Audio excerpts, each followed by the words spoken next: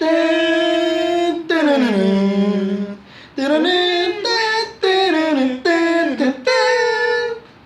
Report. Welcome to Bangko Report. I'm Maui. I'm Robbie. Francis. So today we're gonna discuss, Team USA again, but this time because Team USA just won gold.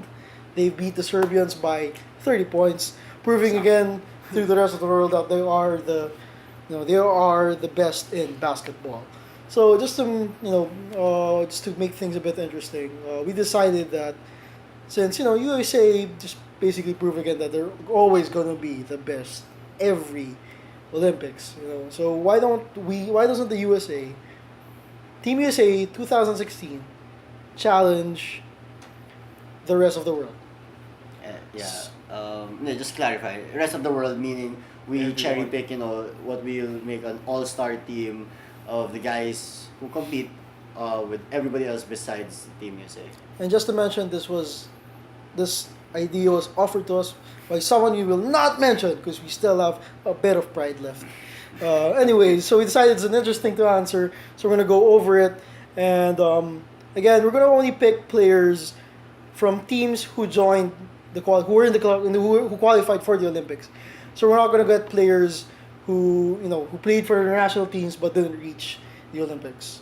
So that takes out guys like Andrew Wiggins from Canada or Porzingis from Latvia. I don't know. I don't know. Some other country that has white people but not Americans. Yeah. Okay. Anyways, so let's start off. For our starting five for Team World, we have Ricky Rubio at point, De Colo at shooting guard from France, Rubio from Spain, and from France again, Nicolas Batum. And from Spain, we have Ibaka at power forward, and at five, we have Rudy Gobert. Let's read the bench players. There we go. All right. For the bench, we have If you see. Patty Mills. ML. We got Teodosic from where is he? Serbia. From Serbia. We got Manu Ginobili from Argentina. Bojan Bogdanovic from Serbia again. No, Croatia. Croatia. Nicolas Batum. No, No. sorry, but he was Oh, yeah, Aminu. Aminu. Boris Diaw. Yijian Lian. Tristan Thompson, who played for Canada. Andrew Bogut from Australia. Oh, sorry. We just mentioned we can't include Tristan Thompson. Tristan Oh, Thompson because he didn't. because they didn't qualify. Oh, sorry. Sorry, so no Tristan Thompson. And Pau Gasol from Spain. Spain. Wait, so since Tristan Thompson will not be there, the When- sub in for him will put in Scoring. Use that. Scola or Valanciunas? Let's put Valanciunas, Valanciunas. because he's younger. Yeah. All right, so Valanciunas is in the lineup. So just to mention, so here are the guys we passed on. We passed on Delhi from Australia. We passed on Tony Parker from France. Sorry, Tony, you're old. You're old. Stop playing. Go cheat on women. Wow. He cheated on Evil Longoria. How can you cheat on Evil Longoria? Play him, man. Play, alright. So, Spain, we passed on Jose Calderon. Argentina, we passed on Delfino. Brazil, we passed on the Blur, Barbosa. Serbia, we passed on the other Bogdanovic. Argentina, we passed on Osioni. Croatia, we passed on Mario Hezonja. Brazil, we passed on Anderson, the flopper Varejao. And Serbia, we passed on Jokic. So I don't know. I guess the trend there was that either they were too old to really make an impact for their teams during the Olympics, or I don't know, not experienced enough in the NBA. Portable. Alright, so let's just go over this lineup again. So our starting five was Rubio, De Colo, Batum, Ibaka, and Gobert. Now I think we'd like to justify Ibaka and Gobert to start, mainly because I would throw Gobert right at DeAndre. It's like athletic big in DeAndre, athletic dunking big. But you have Defensive. Gobert, who's also athletic, but leaning more towards the defensive end, which I think will be a good matchup. And then for Ibaka, he'll be facing either Durant or Melo inside. But either way, I think Divac. I mean, he's not gonna be a Durant stopper in the isolation plays, but he's gonna be more than enough to get the rebound, just so Melo and Durant, will not be able to sneak in offensive boards. But then, parang, it's very problematic for me. It's gonna be very slow for the inside game because where you really get offense from the post though.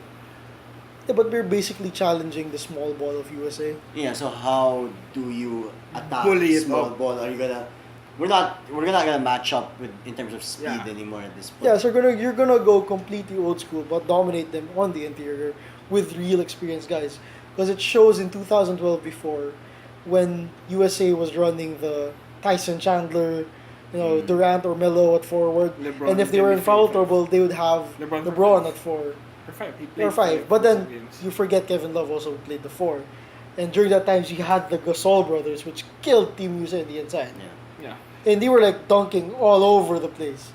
Mainly because no one could cover them when he got in the post. Yeah. So right now, it's just difficult that we have Ibaka as And our Gobert. starter. Yeah, but this is a start. So that's why for the bench, off the bench, we have Diaw, Valanciunas, Gasol. Yi, Bogut, Gasol. Yeah. But then, So we can continuously punish Team USA on the inside with the bigs. But then, so will you risk a very slow start? Because I'm not sure if you can get offense at the start from Gobert. Okay, or speaking Ibaka. of which, USA does not start that quick now. 2016, I haven't Team seen USA it. does not start that quick in offense. They carry on their offense like an NBA team during the third or fourth Fourth quarters. quarter. That's when they start to pull away. But the first quarters are terrible. Kyrie, that's why I put Rubio here to challenge Kyrie's lack of being a catalyst on the offense. Kyrie does not know how to run the team. He's still being Kyrie during the Cleveland Cavaliers finals, where he had LeBron to run the offense, and Kyrie all Kyrie needed to do was shoot the ball, and he's doing that on Team USA. But they're expecting him to be a An playmaker offensive playmaker, yeah. because he's playing with Klay Thompson, Kevin Durant, and Melo, 3 guys who will just score the ball.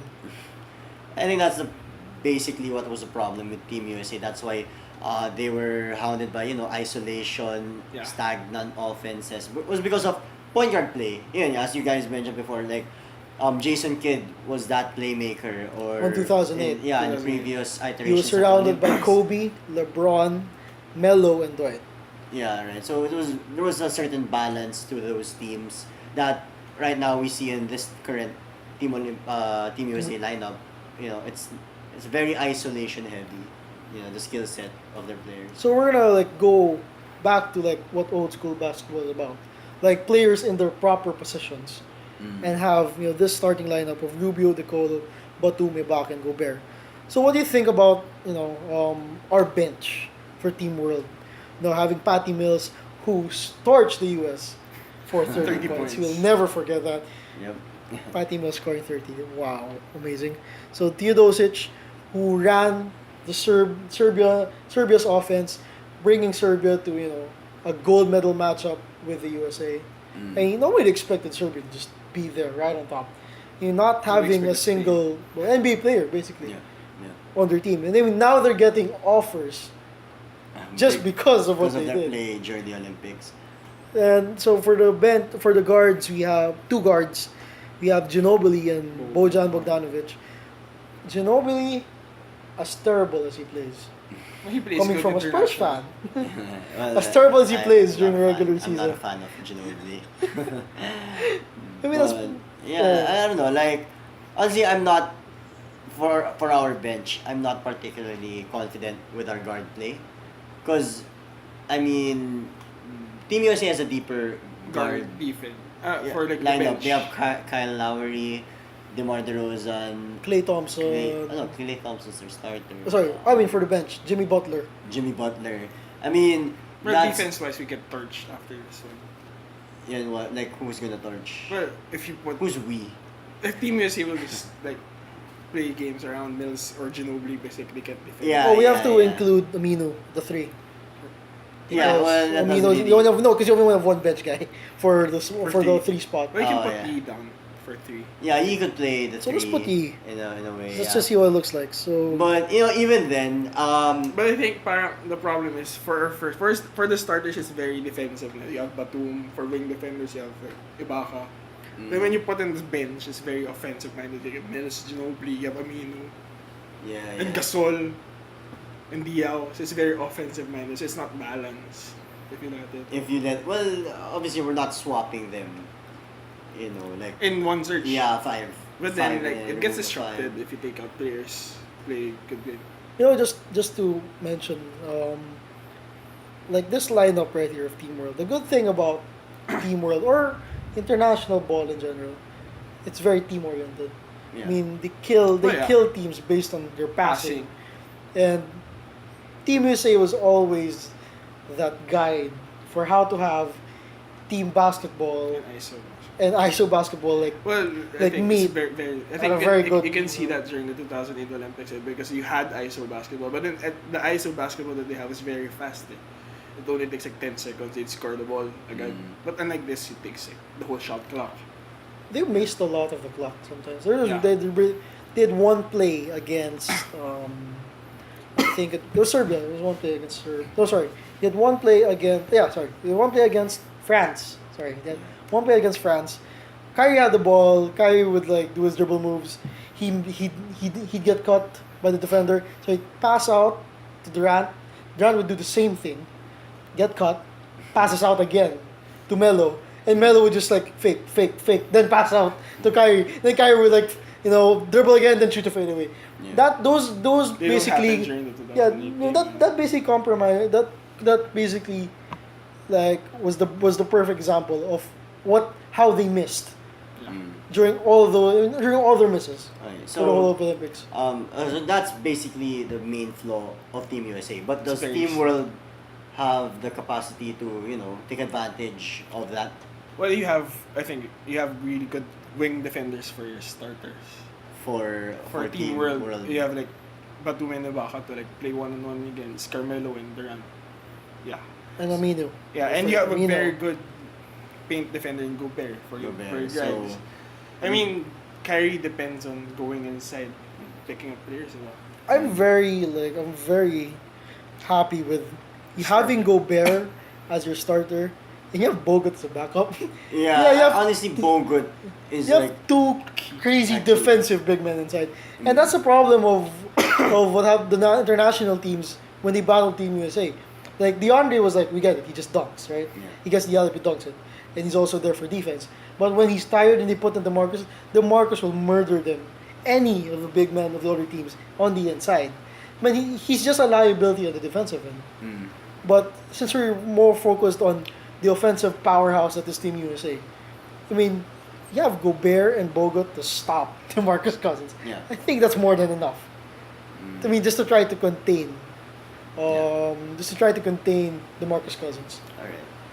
So I don't know. Okay, so with what we've discussed, who's gonna win? I think USA. Okay, I think because the thing is, if you're going to do Team World against Team USA, since we're excluding right all the other teams, we just have two teams now. Yeah.